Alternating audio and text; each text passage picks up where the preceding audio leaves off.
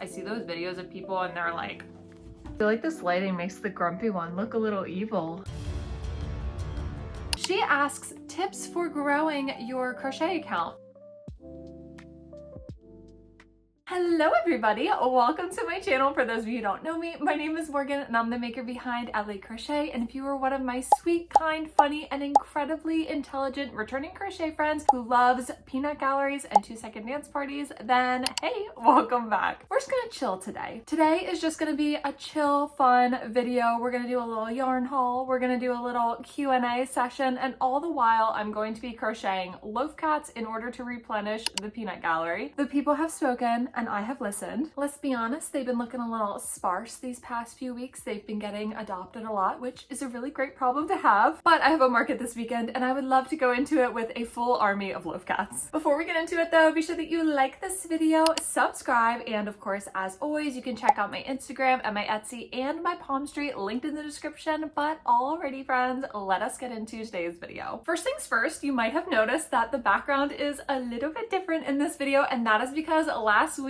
we put together the community tapestry granny square project and we put together the cozy community wall. So in case you missed that video, I'll give you a little tour, but if you want to see all the in-depth like behind the scenes of putting everything together, unboxing all the orders, then be sure to check out this video. So this is how the community wall turned out, you guys. I am still so floored at how good it looks. This is exactly what I was envisioning when I was thinking about putting it together. So basically from the project, we got 3 tapestries done. So I kind of separated them between small, medium, and large sizes. So these are all of the ones that we received. Yes, that is a hot dog pup granny square. There's some loaf cat granny squares. And it was just so special because we got so many submissions, and we even got some from places like Australia, Norway, Sweden, and the UK and Canada. We got our squishmallows up here, some fun pieces that I purchased, and my sister-in-law made that one for me as a gift. We have some more fun stuff down here. Shout out to Grace for this incredible photo. Love the little copy of the crochet booty, had to include that there. And you guys, look at this. Pink Dino Drama will seriously live on for forever. And then we just have these really cute shelves with all my fun stuff on there. I've been getting into crystals lately, so I got a few rose quartz there. And then finally, our last shelf over here, it just really adds to the ambiance of the crochet corner. And also I wanted to share with you, somebody made this sign for me, and we have this tapestry over here as well. If you want to know more about who created which pieces and all of the people who sent in the granny squares, be sure to check out that video because I really went in depth and gave everybody a shout out. It was really important to me to have our community represented in every video, and now this is also a great backdrop for the lives that I've been doing. So some of you guys might know I've been doing Palm Street lives, and those are kind of more like virtual markets, but recently I've started doing YouTube lives. So I had my very first one a few nights ago, I believe. I think it was on like Tuesday night, and I actually gave everybody there the first like world premiere of the community wall. And honestly, the YouTube live was so much fun because it was really relaxed and I was just able to like talk with you guys the whole time. There was no time limit. We really just talked about random stuff like movies and music and things like that, and of course crochet. I would love to be able to do a live every week, so be on the lookout on my Instagram stories and on my YouTube posts. I'm gonna try to do another poll on my Instagram stories to see what time works best for you guys, but I would love to have you join me there to chat. So during the live, I started to market prep. I have a Palm Street live this weekend, and then I have an in-person market the weekend after that. So during the live, I made an emotional support dumpster fire. Here he is. I just still need to hot glue the sign to him. Right now, he's just a plain old dumpster fire. But another really cool thing that we did was you guys helped me decide my inventory for my upcoming markets, which was really cool, and you guys gave me some really fun ideas. So starting next week, in terms of video content, we're really going to be getting into the spring market season because I kind of have one right after another. But I know that you guys love those videos, so we'll be doing the inventory, the booth setup for the in-person market, and then of course the results for each market. And actually, the in-person market that I'm going to do is a Mother's Day Crochet market. That is the way that they're advertising it, and I've been trying to rack my brain to decide what I should make for it, but honestly, I really don't have any idea. I've been thinking like plants and flowers, but I haven't been able to decide what to make. Thankfully, the sponsor of today's video, Creative Crochet Corner, is here to rescue me from my indecisiveness. Creative Crochet Corner is the online resource for all things crochet. They offer a bunch of different tutorials, patterns, articles, and live events on a huge variety of crochet projects like granny squares, amigurumi, wearables, and tapestry. Some of the projects I think would do really well for the Mother's Day market are this flower garden throw pillow. Honestly, it's so cute. I might need to make one for my cozy crochet chair. Plant and flower projects would be perfect too, like this adorable little succulent, this cactus, and this mini meadow washcloth set, which is both cute and functional, which I think a lot of moms would appreciate. And for my friends who are just getting started with crochet, they also offer instructional videos on how to perform all of the basic stitches you'll need to know. So if you would like to try it out for yourself, I have super exciting news because the first 1,000 of you to click the link in the description will receive a full year of premium membership to Creative Crochet Corner for only $1.49 for new members. So thank you so much to Creative Crochet Corner for sponsoring today's video and saving me from my Mother's Day inventory crisis. Now let's get into our yarn haul. So recently I had two very exciting things come in the mail. The first, of course, is this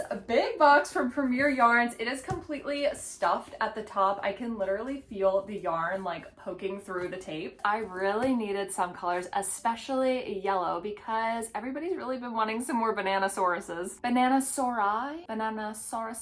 And I also just received this little bundle of joy in the mail. This is from Snitches Get Stitches Crochet, and I know it's in here and I'm really excited to open it. Their handle is Snitches Get Stitches Needlework on Instagram, and they have a lot of really cute wearables available on their Etsy, so I'll link that for you guys in the description. I actually don't have any crochet merch, funny enough, until now, you guys. Look at that shirt. It says crochet all night, sleepy all day, just one more row. This is the perfect shirt for me. Number one, of course, it has a cat on there, but two, I am definitely a night owl. I stay up probably way later than I should. I'm not gonna tell you what time I went to bed last night, but I love this shirt. I think it is so funny, and really I think that we should wear it for the rest of today's video.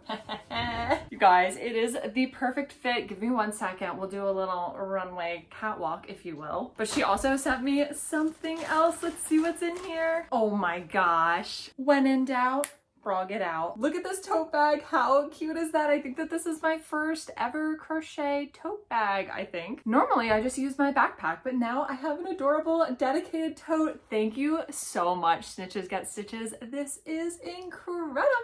Now it's time for a little fashion show. I'm channeling my inner Kelly Kapoor. Fashion show, fashion show, fashion show at lunch.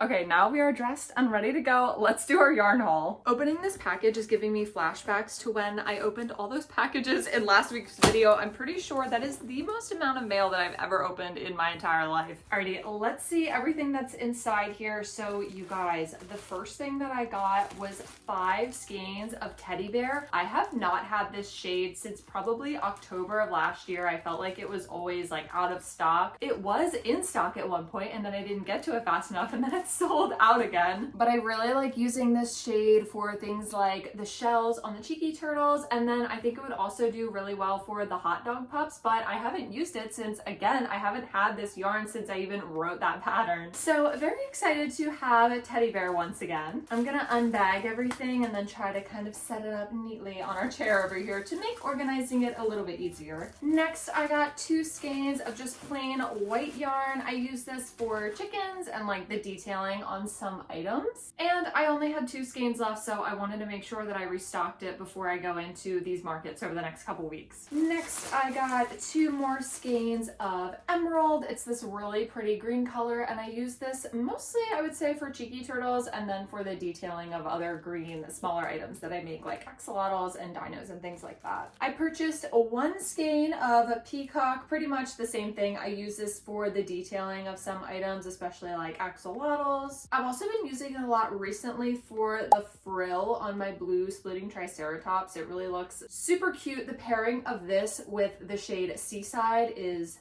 Chef's kiss. Speaking of Seaside, I got 2 more skeins of this just because I use it so much. How good do those 2 shades look together? Probably one of the most frequent questions I get asked is, what yarn do I use? So pretty much for the most part, I use a lot of Parfait Chunky. I use a lot of Burnout Blanket, mostly for all of the Loaf Cats and the mini Loaf Cats. And then I use a lot of Sweet Snuggles and Sweet Snuggles Light. Still praying that Sweet Snuggles Light comes back to us. I use that a ton. So right now I'm just kind of using what I had from before, but my stockpile is definitely dwindling, so I'm really hoping that it comes back. Next, I got one more skein of Key Lime. It's this really bright and fun neon color. Again, I use this for a lot of cheeky turtles, emotional support, dumpster fires, things like that. And then we also got the shade Mint. Here we go. I really stocked up on yellow, so I'm pretty sure this is the shade Seaside. I go through this a ton because it is the main body color for the Bananasaurus and also my Fruit Hat Duckies. The Fruit Hat Duckies have been one of the most popular makes, especially on my Palm Street, so I'd really like to have some more for this weekend, and then also some of them at the in-person market. I've never had any of them at the in-person market because I haven't really done any of those this year, so I'm really excited to see what people will think of them. By the way, in case you missed it and you would like to make your own Fruit Hat Ducky, I have a free tutorial up on my YouTube, and if you want the written pattern, it's available on my Etsy. I purchased 2 skeins in the shade Seal. I only had one of these skeins left, but this is like the darker gray color. I then purchased 4 skeins. This is the shade Toffee. I go through this kind of a lot because I use it sometimes for the buns of my hot dog pups and then the shells of the Cheeky Turtle. I really like pairing these 2 colors, the Toffee and the Mint, for a Cheeky Turtle. I got 1 more skein of black because I was really running out of this color. And then finally, last but not least, I got 1 more skein. This is the shade Lilac. It's a really pretty lavender color, and I just go through this kind of a lot. I like to make smaller items in this shade, like I like to make dinos, emotional support dumpster fires, axolotls, things like that in this shade because I feel like it's a really popular color. Here are all of the skeins that I got in this yarn haul, and if you're wondering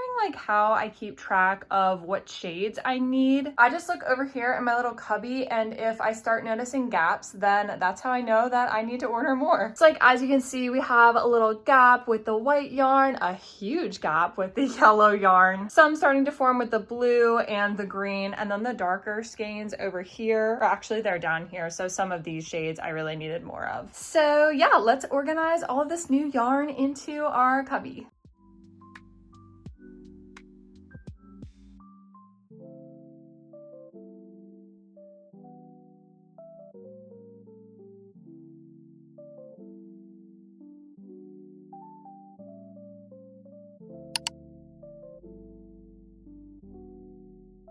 Real quick before we start crocheting and getting into our Q&A, I had one more thing that I wanted to open with you guys. So like a week ago at this point, I was in a store and I saw this. It is called a Nido Funky Pop, and I absolutely had to get it. It just like made that one little neuron in my brain go, ee. It's basically a fidget toy, and I'm someone who picks my fingers a lot. I think I just have like a lot of nervous energy, which makes sense why I would like crochet so much. And my brother had one of these and I was playing with it a bunch, and I was like, I gotta get me one of those. So I guess when I don't have a hook in my hand, I will have a Funky Pop in my hand. I love it so much, you guys.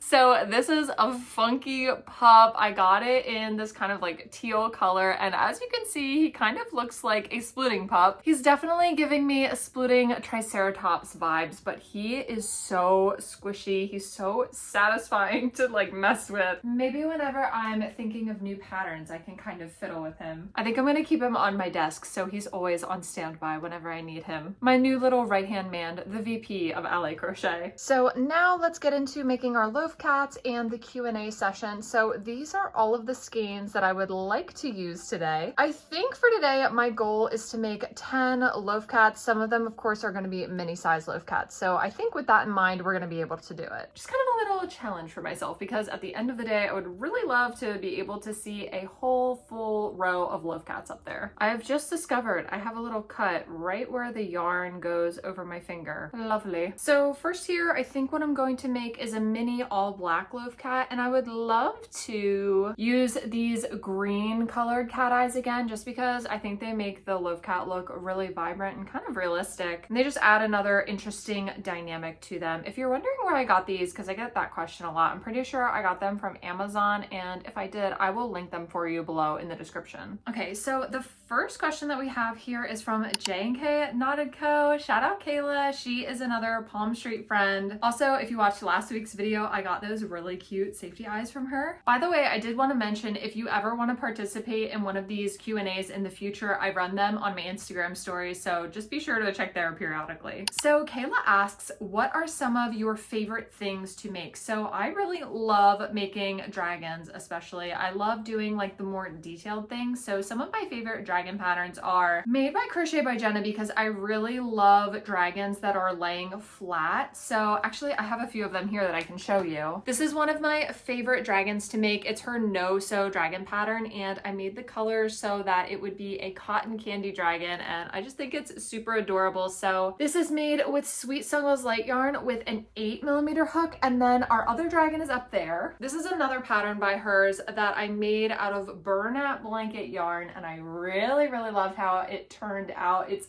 3 feet long, so he's still looking for a home. But if he doesn't sell on the live stream this weekend, then he will just come with me to the in-person market on Saturday. I really like having larger items like that to kind of draw people into the booth, because even if they don't end up purchasing the larger item, they might see something else that's smaller that catches their eye. So yeah, really love the more detailed dragons. I also, okay, I have to say, when I made that Nessie a few weeks ago, I'm pretty sure that's by Moon Tasha, I'm pretty sure is her username. That is such an amazing pattern. I just really love patterns where you get that really big sense of satisfaction at the end of them, and there's like a lot of time and detail that goes into them. Of course, I think I would get in trouble if I didn't say loaf cats, because I know that they're watching me up there. Not to toot my own horn, but lately I have been loving making my splooting triceratops pattern with the Feels Like Bliss yarn. I started making those recently for my live sales, and they did so well. So I'd really like to have some more of them made for this weekend's live sale. I got these skeins of Feels Like Bliss yarn from Michael's a little bit ago to kind of try this technique. I will always give her a shout out. Her name is Caitlin from Y2K Crochet. She makes a lot of plushies in this style and kind of gave me the inspiration, and I thought that the splooting triceratops would lend itself really well to this style, so I would love to make some for this weekend in this really pretty light pink color. And then a few days ago I got this light blue pastel color, and I think it would look really cute with, hold on, let me find it, this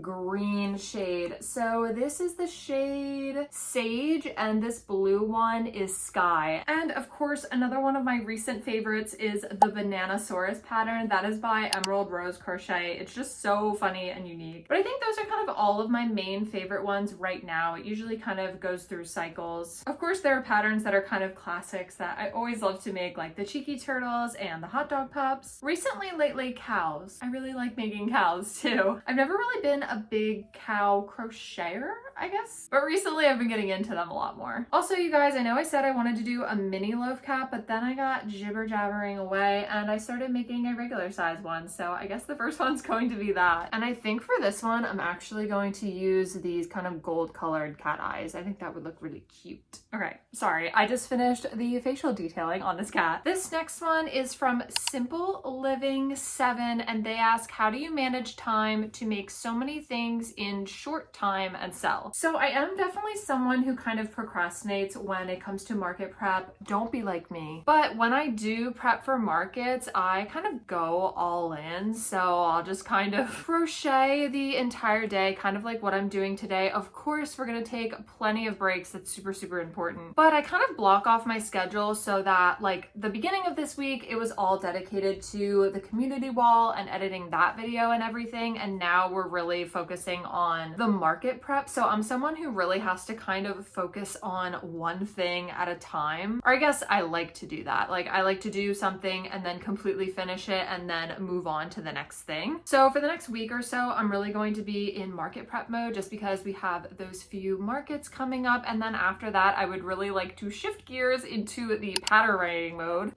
writing mode. I guess the other part of it too is that I could be considered a fast crocheter. I don't really consider myself to be a fast fast crocheter just because I see those videos of people and they're like, and I definitely can't crochet that fast, but when I make videos like the one that I made 2 weeks ago where we did the whole market prep in 4 days, so many of you guys were like, how in the world did you make all of that in that amount of time? So I guess physical crocheting speed also kind of helps as well. And something that really keeps me motivated is making lists. So I will show you guys the list that I have right here. This is my list for the upcoming market this weekend. I'll just rattle it off for you real quick. Number 1, loaf cats. Number 2, emotional support dumpster fires, and I would love to have a jumbo version too. There's one that is a little surprise. If you guys come to the Palm Street Live, you'll see kind of what happened, but well, wait, I guess I can say it here because this video is coming out the following week. Olivia, if you're watching, happy birthday. I have to make your rainbow dragon. When I asked you guys what I should include in my inventory, because I always like to have some new things, you know, to keep things interesting. The 2 biggest responses were an otter and a capybara, both of which I've never made before. I would love to have some more fruit hat duckies, especially now that we got all of that yellow yarn and of course the Bananasaurus. I'd love to make another strawberry turtle because I made it last time and there were a lot of people that wanted it. I ended up auctioning it off, so I'd like to have another one just so everyone can have another chance at that. Another big request is cows. I'd like to do maybe a Highland, maybe a dairy cow, and maybe a strawberry cow. We'll see what I have time for.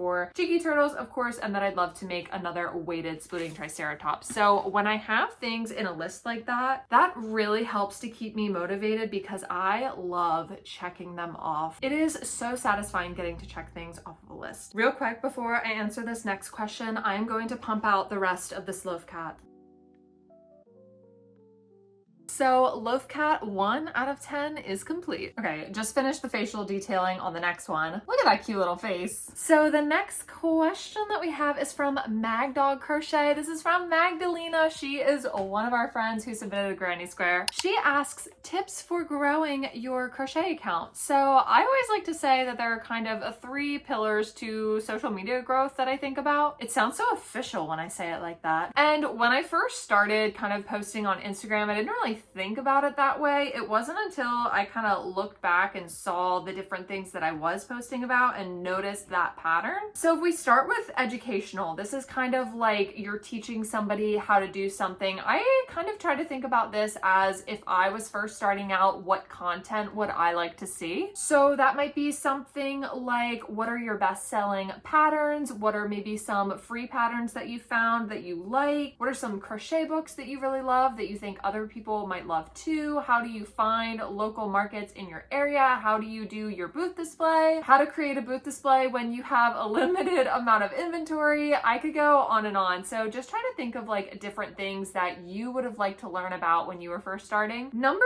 2, inspirational. So this can be a few different things. This could literally just be like, oh, I just made this Nessie. Look at how fabulous it is. Something that's really popular is doing like the little yarn transition videos. So maybe you'll show a skein and then you'll swipe in front of the screen and then you will see the finished product. You could also show, oh, this is everything that I crocheted over the last few days, or this is everything that I crocheted for my upcoming market. A lot of people love seeing that kind of content, especially market prep stuff is really fun. Again, it kind of goes back to what would I want to see? What would make me stop scrolling and watch if I was just kind of mindlessly scrolling through Instagram? Which honestly is where I get a lot of my ideas, and I feel like for this next category, comedic, that's really where I like to focus a lot of my energy, just because that's kind of my whole brand, I guess, if you want to refer to it that way. But really, I just like making funny videos, and I feel like that's how a lot of people find me and recognize me. And that's really broad because obviously what's funny to one person might not be funny to somebody else, but my advice is to just make whatever you think is funny. Because when they do find your content and they happen to hit that follow button, they're also more likely to continue to engage with your content in the future. By the way, I have like no formal education in this. This is literally just all my opinion. But how I get ideas for my funny reels, most of the time it comes from me scrolling through Instagram and I will hear either a trending audio or something that's not trending but I think is funny. And it always has nothing to do with crochet, but I always think, okay, I really like that audio. How can I make it about crochet? And then things just kind of evolve from there. I would say some of my greatest hits are probably Dino Drama. Again, that audio was from, I believe, a Key and Peele sketch. The Cheeky Turtle Reel, of course, if you've seen that video, that song has really nothing to do with crochet. The Dr. Evil one was also pretty popular, and then I would say a more popular recent one was the one where I was kind of ranking how much fun each plushie was to make based on how much I body slam it. And of course for that, I was inspired by all the people ranking the different desserts, if you guys are familiar with that audio. And the body slamming aspect of it, I don't really know, that just kind of popped into my head. I just kind of thought what would be the funniest thing to do here, and that's what I came up with. And then of course, you know, aside from all of that,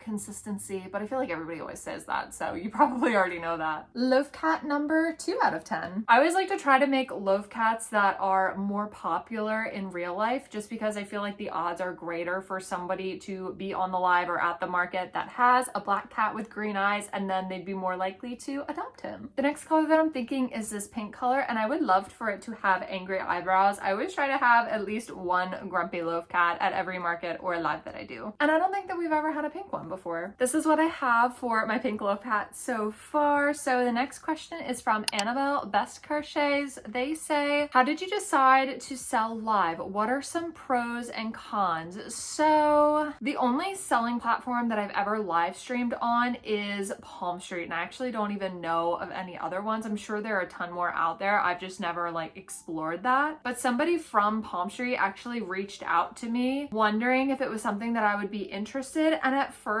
I was like, no, I'm not interested, just because I had literally no idea what it was. And I kind of get messages like that a lot, just from different companies and things and selling platforms like offering their service, I guess. And you know, you can only do so many selling platforms. Like, I don't want to do so many that it's overwhelming. But then I started talking with him, and I researched a ton about the company, and I started like looking into it, and we met via video chat, and I decided that it was something that in the new year I really wanted to try, just because it was so different, and I really wanted to kind of push myself, because live streaming can be a little nerve-wracking and scary just because it is live. But so far everybody has been so incredibly sweet and kind, both on Palm Street and on YouTube, and it actually kind of gave me the confidence to start live streaming on YouTube. So I tried it out, and I really enjoyed it. It was pretty much unlike anything I'd ever done before. And in terms of pros and cons, I know that I did a post about that, so I'm actually going to pull that up so I can kind of see what I said, because I think I had some pretty good points. So the first pro is, of course, selling from home. I think that it's so incredible that I'm able to connect with everybody from pretty much all over the country from the comfort of my craft room. So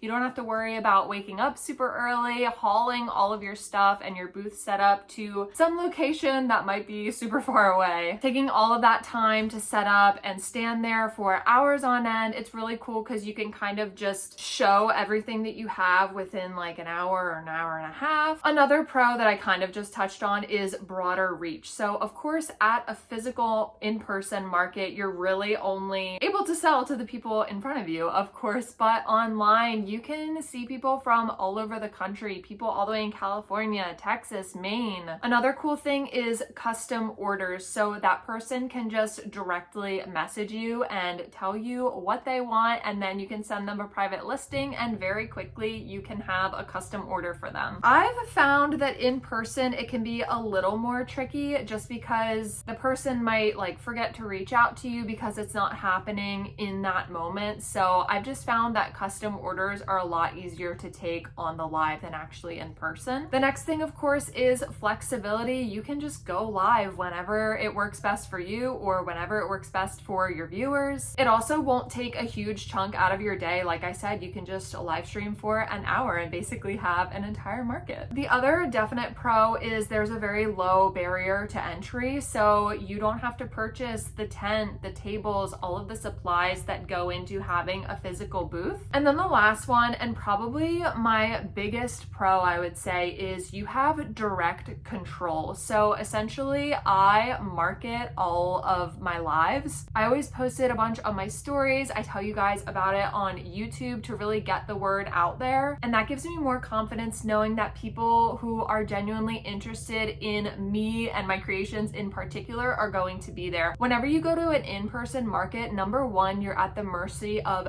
their marketing. So if they don't do a very good job with marketing, you might not have a very good turnout, and that's not entirely your fault. Of course, you should always like blast it on your own social media for people in your area, but really a majority of that falls on the event coordinator. And then the other point of that is when you go to a market as a buyer, you really don't know what's going to be there. Like you might be looking at pottery, you might be looking at crystals, other handmade items, clothing, things like that. So you might see some people who are interested in crochet, you might see some kids who are interested in what you're doing, but there also might be a lot of other people who aren't really interested in crochet and don't really value a handmade item, because really when we're making amigurumi, our competition is basically a $10 stuffed animal mass produced from a store. But our market is those people who value handmade items. So when you have your own live stream and you're able to drive your own traffic, you know that you're pushing it to your followers, you're pushing it to your subscribers, and you know that they're already interested in what you do. Hold on, I will be back with cons in a little bit. My husband just got home. He went and got me chicken nuggets. I just finished the angry Loaf cat's face. He looks so grumpy and adorable. I really like how it looks with this pink yarn. Okay, so some of the cons for the live stream selling. The first one, and I feel like it's kind of the most obvious, is shipping cost. Of course, I always make it so that the buyer pays the shipping cost, just because if you gave free shipping, then that would cut a lot into your product and everything's already handmade. So that's a little difficult to do, but it's still of a con because, you know, it puts that burden on the buyer, and with the added shipping costs, they might be less likely to purchase it, whereas if they were in person and there was no shipping cost. The other one I would say is the lack of face-to-face interaction. So of course at a market you can see people's reactions to things in real time, whereas on a live stream you really only get whatever they type in the chat. And I really like seeing people's reactions to like silly things, especially like the cheeky turtles. It's just a lot of fun seeing that and then getting to chat in person with them. I kind of mentioned this before as a pro, but I guess it could also be a con too. So I feel like it does kind of rely on your own promotion on social media. I feel like you do have to drive a lot of your own traffic, and if you're just starting out, it can be kind of difficult to like get your name out there. But I would say just keep going, being consistent, and keep creating content on your social media platforms. And then finally, I would just say that like packing all of the orders and doing all the handwritten notes and everything can take a long time, which is something that you wouldn't otherwise have to do if you did an in-person market. But to me, all of the pros far outweigh the cons, so that's why I really enjoy doing it. But at the same time, of course, I want to keep doing some in-person markets just so I can get that face-to-face interaction with everybody. And also, I just really love setting up my booth and seeing everything come together. This next one is so sweet. It's from Flower Cat Crochet. They say, do you think you'll design any more patterns? Also, your plushies are so cute and you just inspired me to crochet it. That is so sweet. Thank you so much. So yes, absolutely. I will definitely be writing more patterns in the future. The last one that I released, I believe, was at the beginning of this month. I think it was at the beginning of April. I've really been focusing, like I was talking about before, a lot on the market prep and everything. But once these next few markets are done, I would love to write some more patterns, and I already have a few lined up in my noggin. This next one is a really good question, and this is also another friend who submitted a granny square. So this is from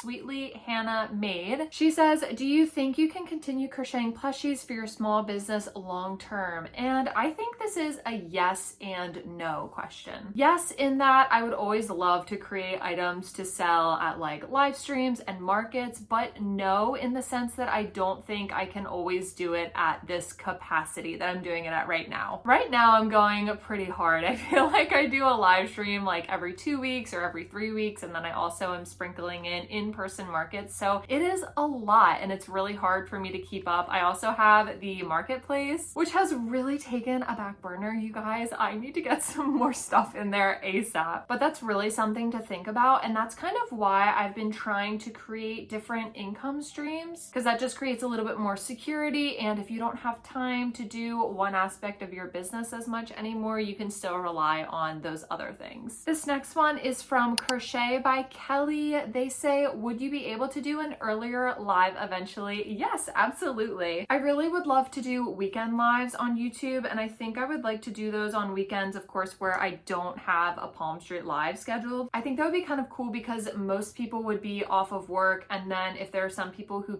can't attend during the week, they could come on the weekend one. I would like to have a little bit of that variety just to make sure that everyone who wants to come is able. But I do want to mention also, whenever I do a live, it will get uploaded onto YouTube afterward, but I understand that a lot of you guys want to be there live in real time because that's kind of the point. So keep an eye on my Instagram stories. I'm going to do a poll to see when is the best time for you guys for the upcoming weeks, and I will announce that time on my Instagram stories and then also on my YouTube posts. I really like the vibe of this one with that like pink color. So this is Loaf Cat 3 out of 10. For the fourth Loaf Cat, I think I'm going to make a mini version with this skein. This is Burnette Blanket Tweed Dove. Okay, and just finished the facial detailing on this mini fella. Now we are going to do one last question for this Q&A session. This one is from Tina Reads and Crochets, and again, this is someone who submitted a granny square for the tapestry project. She asks, what made you want to learn to crochet? So actually,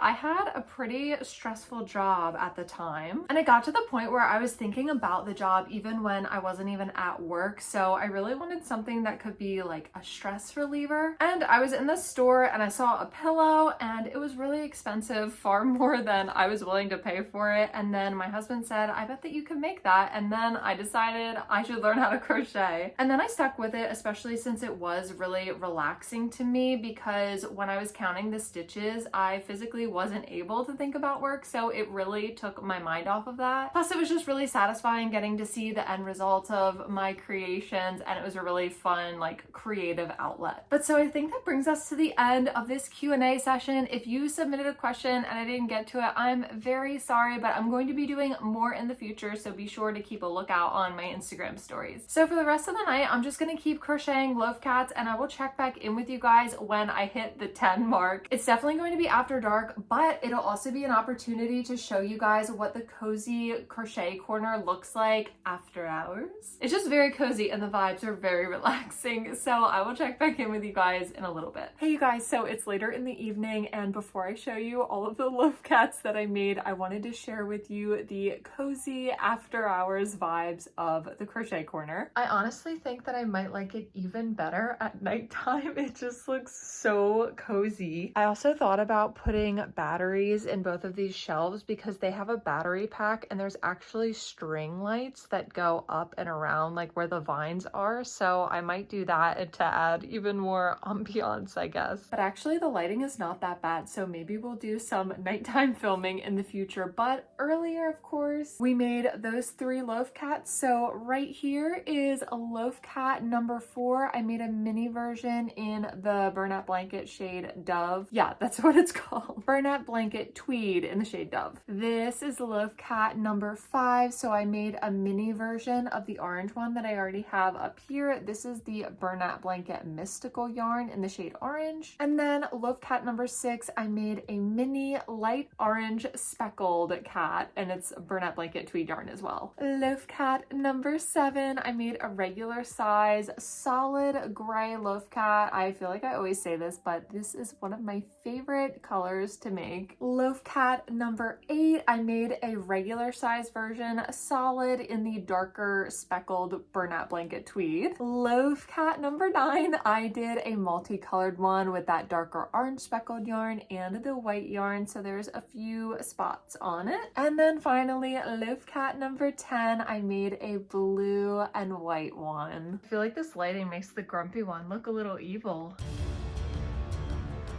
Yes, balance has been restored to nature. We now have a completely full peanut gallery. So now we actually have a total of 12 Loaf Cats because I already had the 2 when I started, but I'm really happy that I was able to challenge myself today and make all 10 of these Loaf Cats. But I have to say, I think I'm definitely ready to move on to a different pattern now. But I think we're gonna call the video here. Thank you guys so much for watching and for coming along as we did our Q&A and restocked the peanut gallery. In next week's video, we'll be doing a market recap video videos, so I'll take you guys through all of my inventory, everything that's sold, and the results of the market. Of course, as always, if you're crocheting while watching this video, let all of us know what you're making in the comments, and I hope you guys have a great rest of your week, and I will see you in next week's video. Bye!